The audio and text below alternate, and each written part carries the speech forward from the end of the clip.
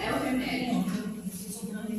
Aceite total e completamente o que acontecer a você, para que possa apreciar e aprender e depois relaxar. Tudo ocorre para o nosso bem, ainda que não conseguimos enxergar isso à primeira vista. Todo o mal encerra um grande bem.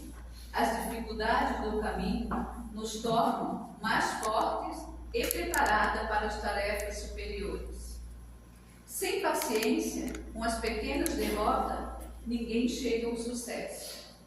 No campo da saúde, jamais alcançaremos a cura sem o concurso da paciência. Sem a paciência com os contratempos que a doença nos causa, dificultaremos a própria recuperação.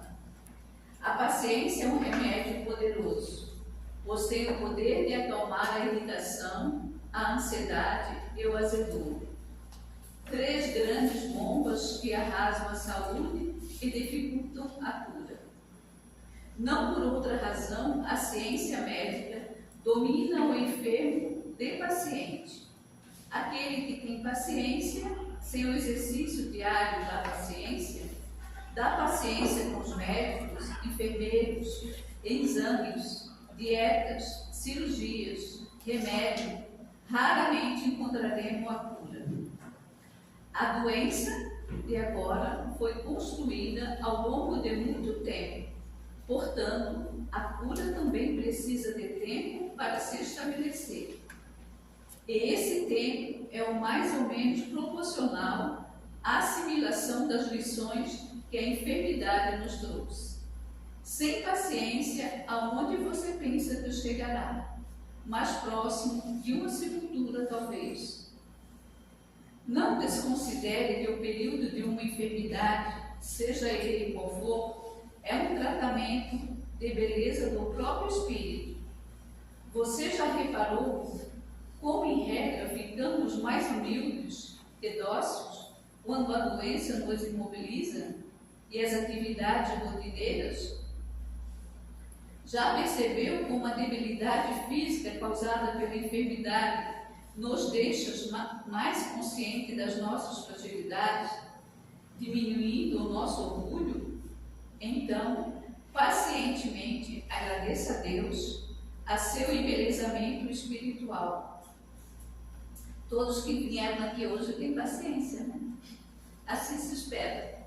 Boa noite a todos mais uma vez. Convido a todos a fechar os nossos olhos, desligar os nossos pensamentos das turbulências lá fora, para que possamos sentir as energias que são depositadas aqui entre nós. Pedir à nossa Mãe Maria Santíssima que ela possa vir ao nosso encontro, derramando bênçãos de luzes, de bondade, de discernimento, de amor, de esperança, para todos nós, filhos, encarnados e desencarnados. Que essa prece também possa ir de encontro a toda a humanidade, a todos aqueles que neste momento estão em leito do hospital. Pai nosso que estás no céu, santificado seja o vosso nome, venha a nós o vosso reino, seja feita a vossa vontade, assim na terra como nos céus. O pão nosso de cada dia nos dai hoje. Perdoa, Senhor, as nossas ofensas, assim como nós perdoamos a quem nos tem ofendido. E não nos deixeis cairmos em tentações, mas livrai-nos de todo mal, que assim seja. E assim, pedimos permissão para darmos por aberto a palestra doutrinária da noite de hoje, e essa noite com a nossa irmã Marta. Seja bem-vinda novamente. Que Deus te abençoe.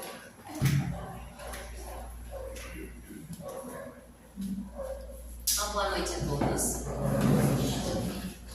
Que a graça e a paz de nosso Senhor Jesus Cristo estejam no coração de todos nós, hoje e sempre.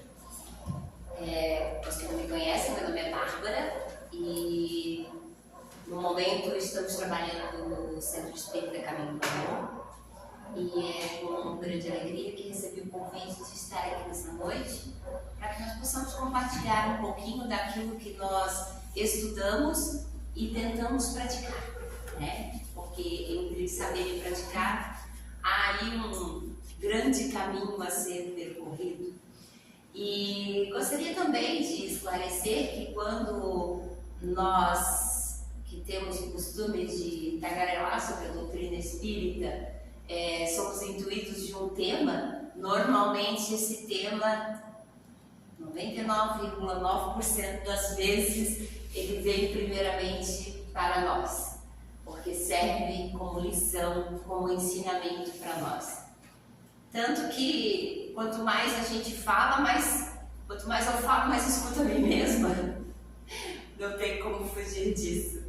E nessa noite nós vamos conversar um pouquinho sobre o capítulo 5 do Evangelho segundo o Espiritismo, Bem-aventurados os aflitos, no tópico 35, onde Santo Agostinho nos traz ali uma linda explanação sobre o mal e o remédio. Mas, sobre o mal e o remédio, né? Antes mesmo de começarmos a explanar sobre o que o Santo Agostinho nos traz, gostaria de deixar claras as palavras do Cristo. No mundo tereis aflições, mas tende bom ânimo, porque eu venci o mundo. Né? Essas são as palavras do Cristo para nós, essa certeza. E Santo Agostinho, ele começa o texto nos perguntando assim: por acaso o planeta em que vocês estão é um planeta de alegrias? É um planeta de grandes regozijos? Né? É esse planeta que vocês estão? Nós estamos aqui num grande parque de diversão, será? Né? Em outras palavras, será que é isso? Será que isso aqui é um paraíso de delícias? Será que estamos aqui a férias, num grande resort, num planeta maravilhoso? Porque afinal de contas eu sempre me perguntei assim, o planeta Terra é de uma beleza tão maravilhosa, é de uma perfeição em cada detalhe, né? O grande criador, o grande artista que fez, que pincelou os céus com cores, que pincelou os céus com luzes, que fez cada detalhe. Nada na natureza é inútil, nada. Tudo tem a sua funcionalidade, né? E toda essa beleza, todo esse espetáculo incrível, para que nós passemos pelo quê? Pelas provas e expiações. Para que, de certa forma, nós entendêssemos assim, olha, eu sei que é difícil, mas pelo menos aproveita a vista. Pelo menos isso. Mas quantos de nós vivemos sem nem ao menos, as pessoas que passam semanas sem nem olhar o céu, sem nem contemplar uma lua, sem ter um pôr do sol? Quantos de nós realmente estamos vivendo? Quantos de nós realmente estamos vivendo de verdade neste planeta de provas e expiações? Também diz que o planeta Terra, ele é um lugar, né, como já disse, destinado a provas e expiações, e que quando nós vagueávamos pela erraticidade, nós escolhemos as nossas provações.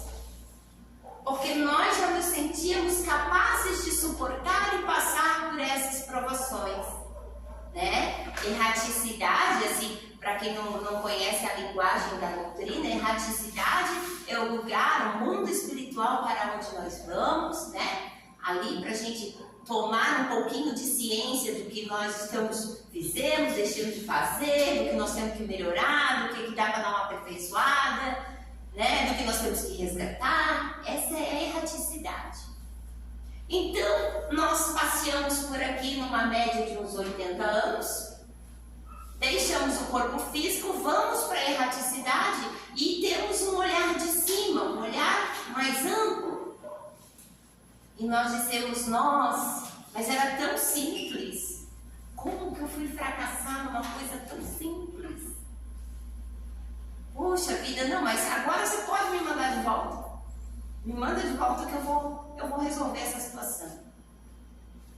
Aí a gente vem, a gente recebe aqui o véu do esquecimento, graças a Deus, mas nos distraímos com as coisas deste mundo, com a materialidade. E nos distraindo, o que nos sucede? Os males, né? Porque nós nos distraímos, nós mesmos cometemos e trazemos os males. Lá no livro Gênesis, no capítulo 11, Kardec nos esclarece que no intervalo das existências corporais, nesses intervalos, os espíritos que estão no estado de erraticidade, eles compõem a população gravitacional do globo. E há aí um intercâmbio, há essa imigração. Só que esse intercâmbio, ele acontece ao mesmo tempo. Então nós achamos assim que tem uma diferençazinha, né? Existe uma diferença. Lá estão os espíritos, lá estamos aqui encarnados. Não. O apóstolo Paulo diz que nós estamos cercados por uma multidão de testemunhas. E Kardec nos traz aqui também que essas populações, né, que compõem a população espiritual do planeta, nós estamos em constante, numa permuta incessante. Incessantemente, tanto que os espíritos nos dizem que são eles que nos controlam muitas vezes. Eles nos dirigem muito mais do que nós podemos nos dar conta. Quantas vezes nós já tivemos pensamentos e então eu paro e olho e digo, mas que pensamento ridículo é esse? Que isso? Para que eu estou pensando isso? Porque eu, consciência, analisei aquele pensamento e vi que aquele pensamento não é meu. Aquele pensamento foi de uma influência, de uma influenciação. Bom, também diz Kardec que todo esse intercâmbio é o estado natural do planeta. Ou seja, o planeta, a Terra, o estado natural dele é esse intercâmbio. Bom, mas o planeta Terra, nós vemos aqui como um planeta escola. É um planeta escola, né? Algumas pessoas dizem assim, eu já ouvi algumas pessoas dizerem que a gente reencarna porque repetiu de ano. Eu particularmente não concordo, né? Eu não concordo por quê? Porque ninguém desencarna sem ter aprendido algo. Ninguém desencarna sem ter dado o mínimo passo que seja, né? Até aquele irmão que saiu lá das regiões mais difíceis, que teve uma oportunidade de reencarnar, por mais que ele tenha tido uma vida de equívocos, mas ainda assim ele sai, ele volta com um mínimo de aprendizado, um mínimo passo ele deu. Por isso que eu costumo dizer assim que eu acho maravilhoso as mães que se propõem a ter muitos filhos. Eu acho maravilhoso. Porque hoje em dia ninguém quer dar mais oportunidade para ninguém reencarnar, não, gente. Não, ninguém quer dar mais oportunidade. Sabe por quê? Por causa da ganância. Porque é muito caro. Porque é mais uma boca. Porque é muito dinheiro. Né? Então nós vemos nas regiões mais simples, mais humildes, pessoas tão dispostas a receberem esses espíritos. Se formos olhar pelo lado espiritual, esse é um olhar espiritual. Não estou falando de um olhar sociológico, não estou falando materialista. Estou falando de um olhar espiritual. Mães, pessoas que estão dando oportunidade para esta fila de espíritos que desejam uma oportunidade de passar por este mundo escola novamente. Mas, se a Terra é uma escola, onde seria a sala de aula? Alguém saberia me dizer onde é a sala de aula? A nossa sala de aula? E nós já estamos matriculados nela, viu? Alguém aqui, pai e mãe, já matriculou o filho na série errada? Alguém já fez isso? Chegou na escola, vou matricular meu filho, matriculou na série errada? Não, né? Mas nós fazemos isso com Deus. Porque a nossa sala de aula é a nossa família. Essa é a nossa sala de aula. É onde somos matriculados na erradicidade, decidimos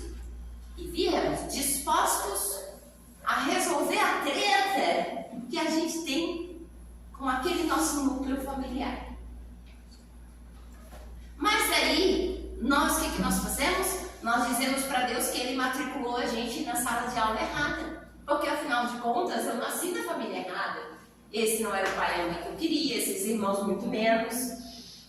E eu já falei brincando, nasci no corpo errado, nasci pobre. Quantas vezes não dizemos isso brincando? Nasci no corpo errado. Mas brincando, estamos dizendo a Deus, você errou. Me colocou na série errada. Me colocou na sala de aula errada. Sendo que os Espíritos nos afirmam que nós escolhemos e sabemos exatamente para onde nós estamos indo no processo de reencarnação. Bom, e se queremos que este mundo cessem as guerras, cessem os conflitos, cessem as desigualdades sociais, aonde nós começamos a aprender isso? Aonde começa? Eu tenho que ir na prefeitura? Eu tenho que falar com o presidente do país, com o prefeito, com o vereador, com o deputado, para acabar com a guerra, para acabar com a desigualdade social, para acabar com os conflitos? Será que é dessa forma? Não. A única forma de nós começarmos este processo de desenvolvimento da paz, de desenvolvimento em que nós vamos desenvolver esses projetos, é dentro do lar. Porque é dentro do lar que muitas vezes são estupins de guerra que se sucedem ali por conta de uma camiseta que o irmão pediu emprestado sem perguntar para ele se podia. Né? Ele pediu sem consulta. Porque é dentro do lar que muitas das vezes estupins de guerra se sucedem por causa de uma toalha molhada em cima da cama. Porque é dentro do lar que discussões terríveis ou intrigas, ou se sente ofendido porque alguém comeu o último pedaço de torta. São pequenas coisas. Boa noite. São pequenas coisas, pequenos estupins de guerra. E é dentro do lar que se aprende então a gerenciar esses pequenos conflitos. Como gerenciar grandes conflitos se não sabemos gerenciar o conflito dentro do nosso lar? Se não sabemos gerenciar o conflito da camiseta emprestada que não foi consultada se podia ou não pegar? É dentro do lar que se aprende. É dentro do lar que se aprende a solidariedade. Dentro do lar estão os nossos melhores professores. Quem são? Aqueles que me tiram exatamente aquilo que eu nunca tive, que é a paciência. Porque, afinal de contas, virtude alcançada ninguém pode tirar de mim. Uma vez que eu aprendi a andar de bicicleta, ninguém vai fazer eu desaprender a andar de bicicleta. Virtude alcançada é mais ou menos isso. Se eu tenho paciência, ninguém vai me tirar a paciência.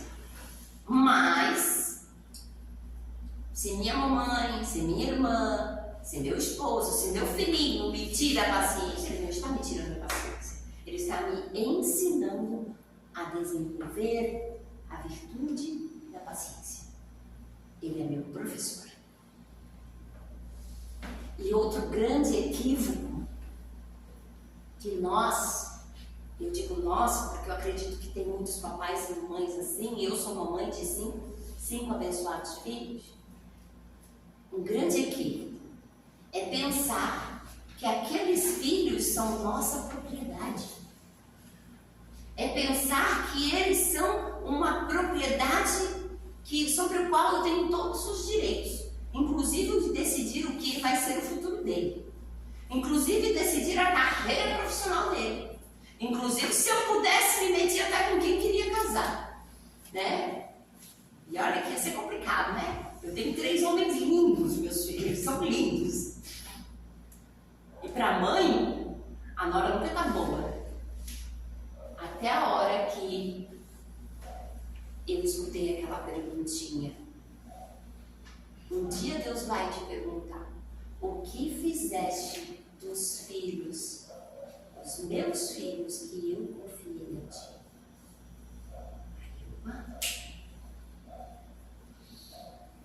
O entendimento veio. Não são meus. São filhos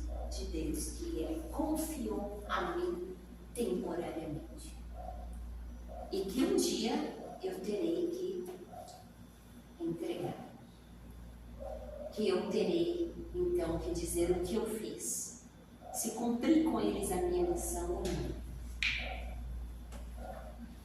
Mas, muitas vezes, um olhar atravessado, uma palavra dita de qualquer jeito, já é o suficiente para que o conflito dure dias, semanas, meses e anos. E nós queremos mudar o mundo. E nós queremos que este planeta se transforme num planeta de regeneração. Bom, há uma questão no livro A Gênese em que Kardec nos traz a seguinte colocação. Há quem diga que o espírito poderia reencarnar em cada encarnação um planeta diferente, um mundo diferente. Né?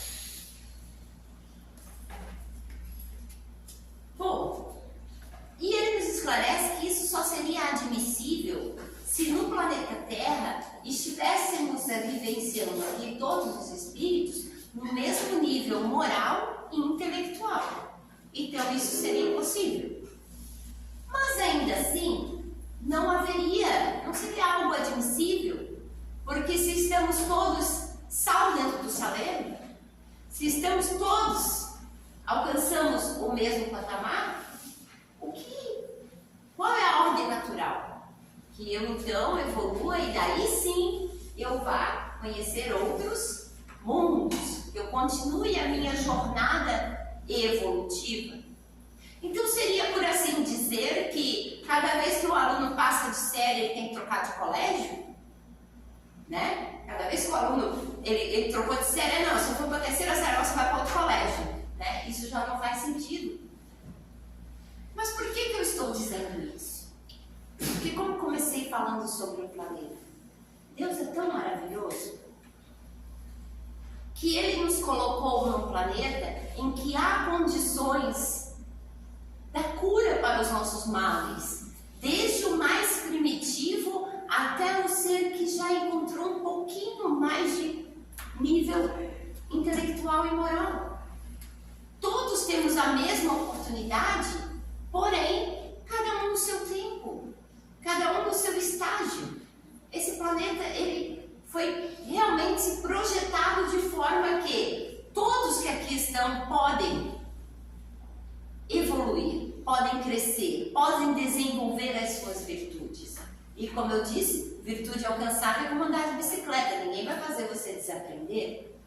E assim prosseguimos, mas para quê? Para que eu me torne um ser de luz brilhante e esqueça todo mundo? Não, não há sentido nisso. O trabalho continua. E o trabalho é, agora que eu já atravessei o deserto, eu posso dizer para alguém que quer atravessar que eu já atravessei ele, dê a mão para mim e venha comigo, porque eu sei o caminho. Agora que eu já escalei essa montanha, eu posso te dizer aonde caminhar. Eu vou junto contigo. É para isso que nós vamos então, estamos juntos todos neste planeta, para que nós possamos, aquilo que um já sabe, auxiliar o outro. E assim vamos caminhando de mãos dadas. Bom, a família também traz algo muito interessante, que são os espelhos, né? O que são os espelhos? Já ouviu aquela coisa assim? Ah, você é igualzinho ao seu pai. Nossa, você é igualzinho à sua mãe, igualzinho à sua avó. Né? É os espelhos. Só que o interessante é que a gente sabe ver o espelho do outro, né? Mas a gente não sabe olhar e dizer assim, nossa, eu sou igualzinha. A gente não sabe olhar para aquele familiar e dizer assim, nossa, não é que eu faço igualzinho. É muito fácil nós analisarmos, fazermos uma análise somente do outro. Olhar esse espelho, mas esse espelho e dizer, olha, você é igual fulano de tal. Mas raramente vamos olhar e dizer assim, eu sou igual. Esse espelho que a família nos traz. Bom, conhecereis a verdade e a verdade vos libertará. É o que o Cristo nos diz. Mas que verdade é essa? Que verdades são essas que nós temos que conhecer. A única verdade possível que nós temos condições ainda de tentar conhecer é a verdade sobre nós mesmos. É olhar para dentro de nós mesmos da maneira mais sincera possível, para que nós possamos efetuar em nós a reforma íntima. Muitas vezes nós perdemos uma encarnação inteira tentando reformar o outro, tentando reformar o filho, tentando reformar o marido, tentando reformar a mãe, tentando reformar porque ele precisa mudar, porque vai ter que mudar, porque vai ter que ser diferente. E desperdiçamos a encarnação. Por quê? Porque nós não temos a capacidade de mudar absolutamente ninguém, a não ser a nós mesmos. A não ser a nós mesmos. Há muitos anos atrás, eu não conhecia a doutrina espírita ainda, isso já faz muito tempo. E eu me lembro que, numa ocasião, eu tive um embate com um cunhado, né? Quem tem cunhado sabe como é que é. E eu tive um embate com ele e eu fiquei com aquilo na minha consciência. Eu disse, porque a gente aprende que quando fores trazendo a tua oferta ao altar, se tens alguma coisa contra teu irmão, deixa a tua oferta ali, vai lá, te reconcilia com teu irmão, depois tu volta. E eu já tinha isso gravado no meu coração. Então, para mim, seria impossível, seria inadmissível eu mesmo dobrar os meus joelhos, orar a Deus e dizer Deus, e dizer alguma coisa a Deus se eu estava em falta com o meu irmão. E então, naquele momento, eu entendi que eu precisava orar por ele. E eu comecei a colocar ele em oração todos os dias. Pergunta para mim se ele mudou. Ele nunca mudou, mas eu mudei. A minha visão sobre ele mudou. O meu olhar sobre ele mudou. A única transformação que pode ocorrer jamais será no outro, será sempre dentro de nós. Então, muitas das vezes, o mal, que é essa insistência que nós temos de querer moldar o outro, a nossa imagem e semelhança, nossa, quanta presunção! O remédio é muito simples. O remédio é esse. É olhar com sinceridade para dentro de nós e ver aquilo que precisa ser transformado em mim. Aí sim as coisas começam a mudar. O outro, não. É mim. E sabe o que é interessante? Aqui, Santo Agostinho, ele também nos fala que felizes os que sofrem e choram. Felizes os que sofrem e choram. E eu fiquei pensando, será que esse sofrer e chorar é aquele sofrer da vítima? Aquele choro da vítima? O mundo é injusto comigo? Meu pai e minha mãe foram injustos comigo? Meus irmãos foram injustos comigo? Fui extremamente prejudicado no meu trabalho, com minhas amizades? Não confio em mais ninguém porque todo mundo foi falso comigo? Será que é esse sofrer e chorar? Será que é desse sofrimento, desse choro que ele está falando? Nós sabemos o seguinte, que muitas vezes nós somos acometidos por enfermidades e nós sentimos o sintoma, correto? Alguém sabe me dizer se dor de cabeça é doença? Dor de cabeça não é doença, né? Febre alta também não é doença. São sintomas. Nós temos sintomas. Mas então, nós vamos lá, procuramos um remedinho para passar o sintoma e não vamos procurar a causa.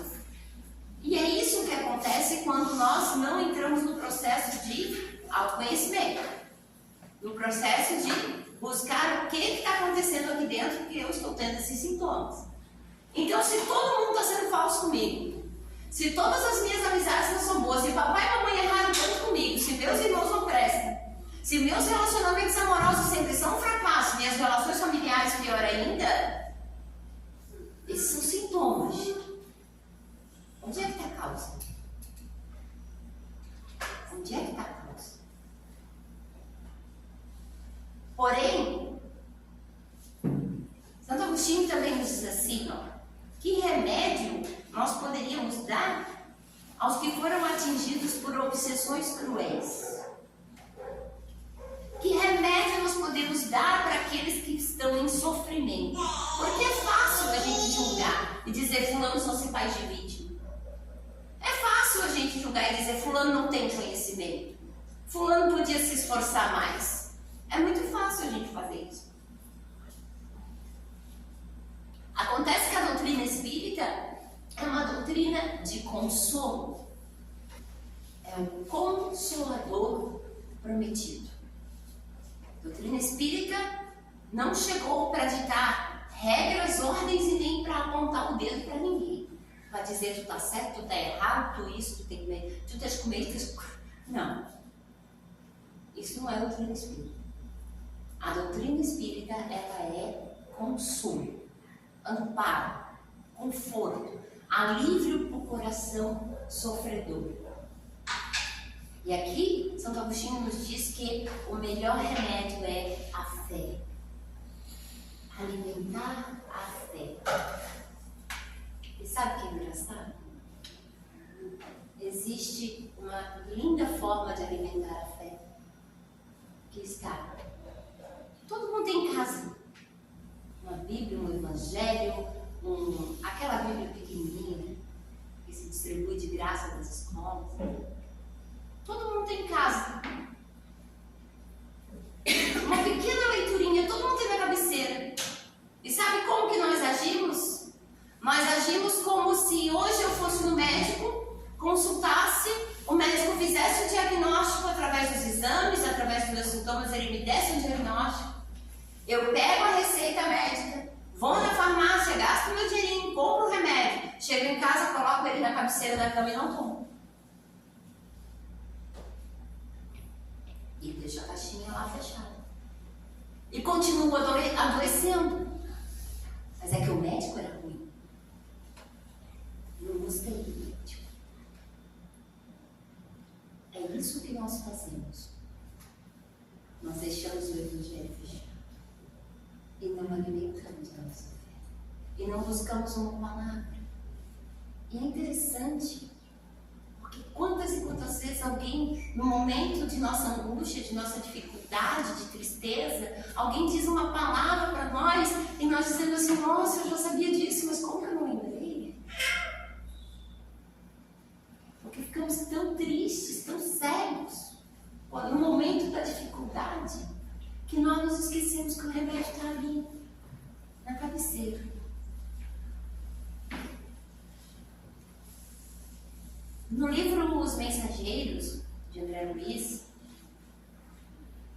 ele expõe ali os relatos dos irmãos que fracassaram de certa forma, eles não conseguiram todo o seu objetivo nas encarnações, no processo encarnatório. Foi feito todo um projeto e cada um deles conta uma experiência diferente. Mas uma coisa que me chamou muito a atenção foi a palavra do irmão Aniceto, quando ele diz assim, que tudo seria diferente se nós enxergássemos a vida como um todo, uma vida espiritual. Nós achamos que há diferença e não entendemos que o dia a dia, que desde o momento que nós levantamos para tomar um café da manhã, já é a nossa vida espiritual. A vida espiritual acontece a todo momento e nós não nos damos conta disso. Não, nós não nos damos conta. E então nós nos alienamos, nos distraímos. E um dia, ao deixar o invólucro carnal, nós chegamos lá e dissemos, mas era para fazer tudo isso mesmo. Eu me distraí com isso, com aquilo. Era para fazer tudo isso. Bom, na questão 192 do Livro dos Espíritos, os Espíritos perguntam: por uma conduta perfeita, pode-se transpor já nessa vida graus da escala e tornar-se um espírito puro, sem passar por outros graus secundários? Será que numa vida a gente consegue? Aí os espíritos respondem: não. Pois o que o homem julga perfeito está muito longe da perfeição. Ou seja, nós não temos nem sequer uma noção daquilo que é a perfeição. Quanto mais o homem se adiantar na vida presente, tanto menos longas e penosas serão as suas provas, que virão depois.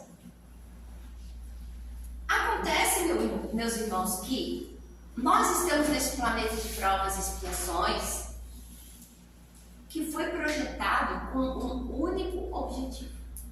Único. A prova disso é que o Cristo, ele simplesmente disse assim: amar a Deus sobre todas as coisas e o próximo como a ti mesmo. Nisso se resume a lei e os profetas. Ali ele resumiu. Ali ele encerrou. O único objetivo da nossa estadia aqui é aprender a amar. Amar, simplesmente amar. E enquanto nós não aprendermos isso, mas nós vamos aprender. Porque, graças a Deus, que a gente tem o véu do esquecimento. Eu não gostaria de lembrar o que eu fiz para o meu filho, para minha mãe e meu pai em outra vida. Deus me livre. Porque se eu estou com eles é porque alguma coisa tem entre eu e eles. Não é que não tem ninguém santo aqui. Mas a gente vai aprendendo a amar. E ama dessa forma. Recebe no colo, trata, troca fraldinha, numa madeira, ama, morre de amor e de paixão, se joga na frente do caminhão por ele. Deus o livre. Se joga no rio sem saber nadar. Para salvar a criaturinha. Morre de amor. A gente vai aprendendo a amar. Né? Mas Jesus disse assim, que ninguém tem maior amor do que este, aquele que dá a vida pelos seus amigos. Está lá em João capítulo 15, versículo 13. Aquele que dá a vida pelos seus amigos. Isso me fez lembrar do nosso irmão Jó. Jó é o livro mais antigo da Bíblia. Muito embora ele esteja precedendo o livro de Salmos na sequência da Bíblia, mas ele é o livro escrito mais antigo da Bíblia. E Deus mudou o cativeiro de Jó enquanto ele orava pelos seus amigos. Enquanto orava pelos seus amigos. Então o remédio, como Santo Agostinho nos traz aqui, a fé, a oração, e acima de tudo o amor. Eu agradeço por essa oportunidade, que vocês tenham um excelente final de semana e até a próxima, meus irmãos.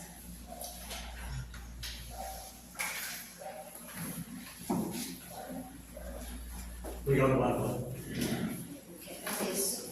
O caminho é esse, gente. Nós não temos outra forma de fazer essa caminhada. Antes de tudo, é fazer esse olhar, trazer esse olhar para dentro da gente. Porque quando eu faço isso, quando eu trago esse olhar, sem medo, com certeza, alguma mudança acontece. Mas nós temos que ter coragem para fazer. E oportunidade temos sempre. Não nos esqueçamos disso. A oportunidade da mudança acontece também todas as vezes, todos os dias. Vamos fechar os nossos olhos, elevando o nosso pensamento a Deus uma vez mais e agradecendo. Agradecendo pelo pão doutrinário que acabamos de receber, que esse foi para sedimentar a nossa alma, o nosso espírito, necessitado que é dessas informações para poder seguir mais tranquilo, mais harmônico e mais feliz. Obrigado, Senhor. Abençoa todos os teus filhos que caminham por essas estradas tortuosas neste momento de tanta dificuldade. dificuldades criadas por eles próprios, ou seja, por nós.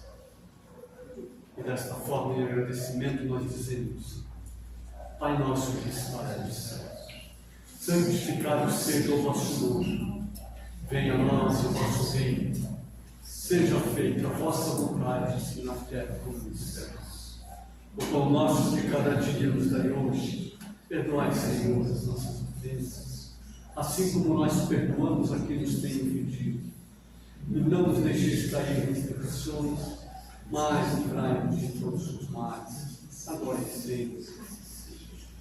E desta forma, então, agradecemos a espiritualidade amiga que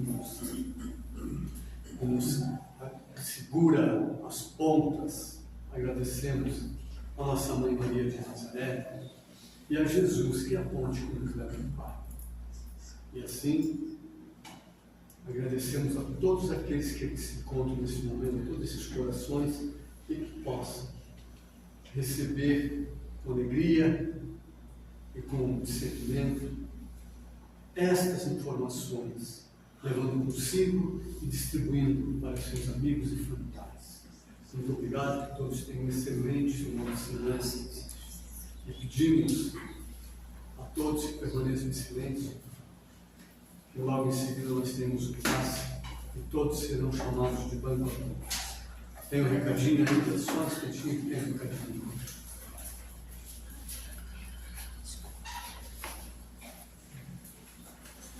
Olá, boa noite. Para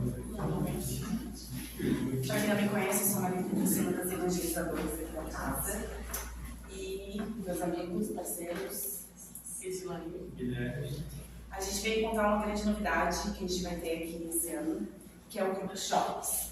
A gente vai iniciar um grupo de jovens a partir dos 13 anos de idade. Na próxima sexta-feira, no dia 7, já começa a evangelização e o grupo de jovens. A gente hoje está com as matrículas para aqueles que quiserem fazer a matrícula. Aqueles que não quiserem fazer a matrícula, de repente sabe de algum jovem que tem interesse de vir, que não está aqui presente hoje, a gente vai começar então às 8 horas, né, na semana que vem. Se não quiser, todas as sextas-feiras. E, por exemplo, não consegui fazer a matrícula, não posso ir, não pode vir no decorrer, primeiro, segundo encontro ali, a gente vai conversando e faz a matrícula. E é uma felicidade muito grande nossa da gente estar começando esse grupo, um projeto aí que o núcleo já vem amadurecendo e agora, de fato, a gente vai dar início. Ajudem a divulgar nas redes sociais, a gente está colocando já lá no Instagram e no Facebook do centro. Então, assim, ajudem a divulgar, porque é bem importante trazer os jovens também.